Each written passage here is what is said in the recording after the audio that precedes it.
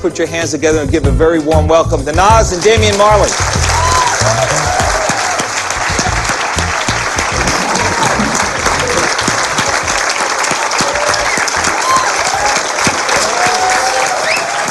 All right, well, welcome to the museum.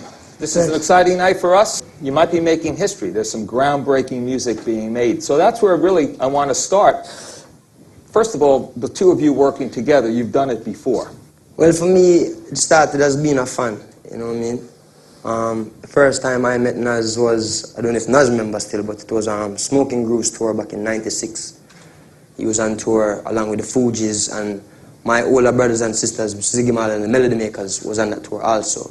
So that was the first time that I had met him. When I was doing my last album, which was Welcome to Jamrock album, you know, we really wanted to have Nas as a guest. So we reached out and, you know, he came through and blessed the track. So that's really how that link developed from that time till now.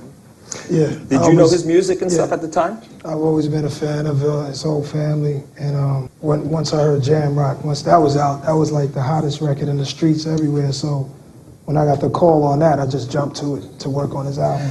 So the relationship starts, and then, of course, it's picking up now today. Give us an idea as to what we can expect from Distant Relative.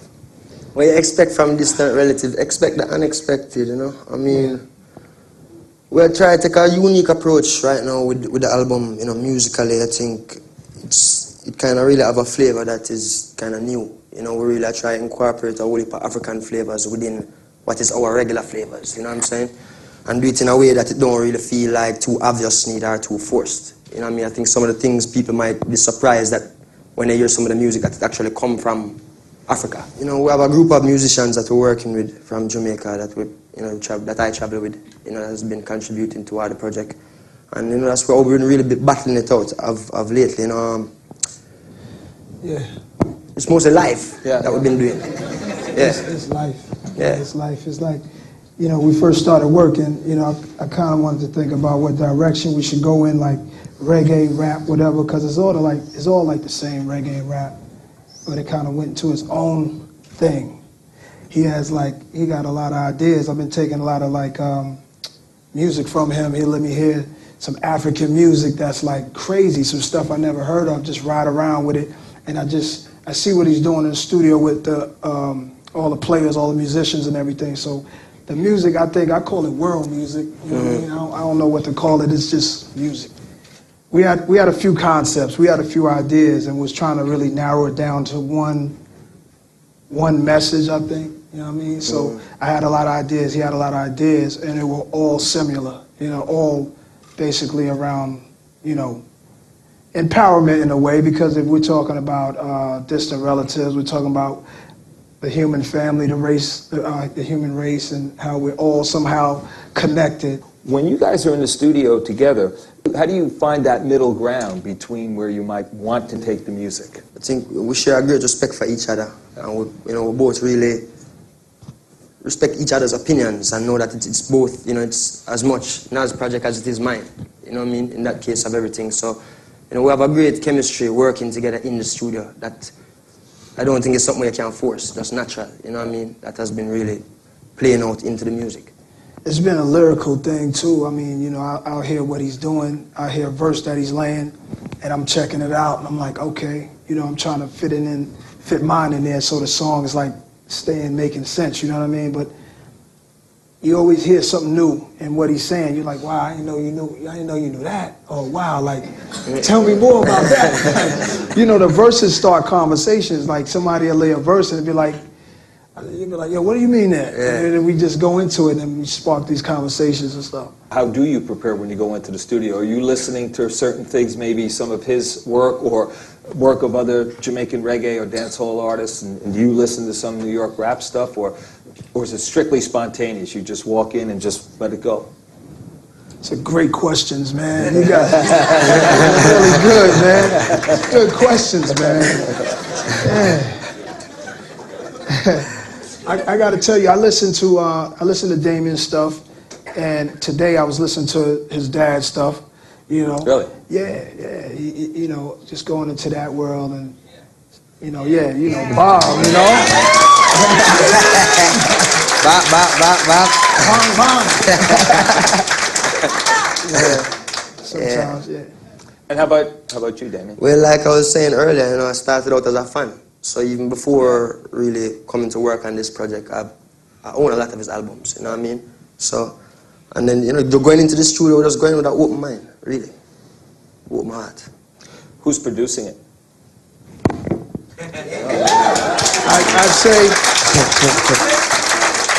I'd say I like, we both have producer hats on, you know, like I have some things I want to do on there, but the majority of the stuff has been all his ideas, and it's like real worldly kind of stuff.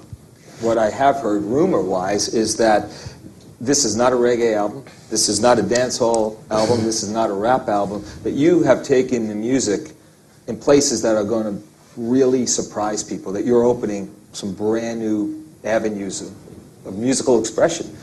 Is that safe to say? I hope so, you know. That's what we're trying to do. I mean, again, not too consciously neither, still just trying to do what we feel, you know what I mean? But in a sense, I didn't want it to sound like something that would be typical of me, neither typical of Nas, but something where you can still see how there's a middle ground in the music, you know? You can still hear something that is reminiscent of either of us, you know what I mean? So that's kind of how we've been approaching the music from that standpoint. You're not looking to make a certain kind of record necessarily all the time. You're just looking to go in there and just record. So some of the stuff, I mean, you just bigged up the album really well, it sounds like. But like Bob said, I'm sorry.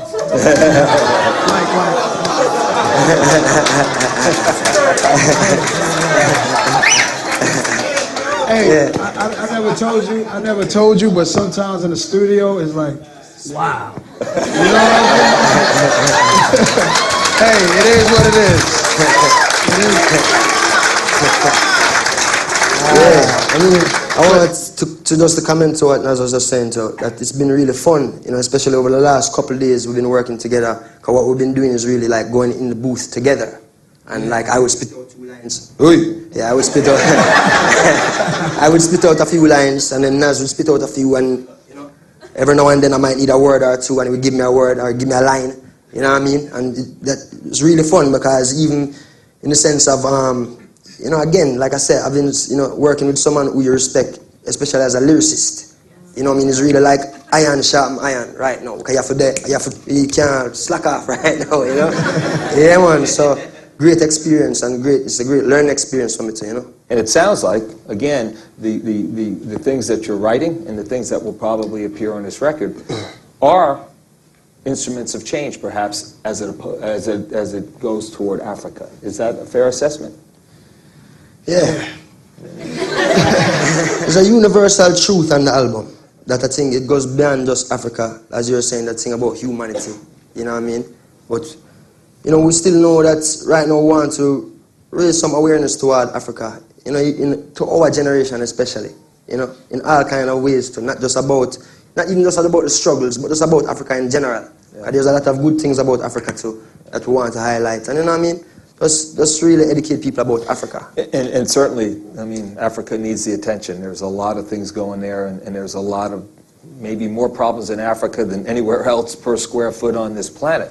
And so the attention that it will get obviously will be good. But how do you follow up with something like this? You're going to basically open people's eyes and ears maybe to some of these things. Will you tour and then carry this music to the people, or are there plans yet to do stuff together like that? Yeah, shouldn't say too much. I don't really know. It's still working it out, but yeah, we're putting together a great tour so you can get both of us on stage, and you know, he has so much to bring to the stage, and I have so much to bring to the stage, and you know, it's going to be fun. It just feels like fun. The whole process is fun, and I think we can have fun helping people, you know. I think we can have fun just giving people some music. It's just a whole fun experience. Like I'm having so much fun recording this album, and I think about things we want to do with this album.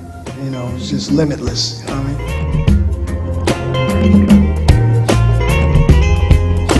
I mean?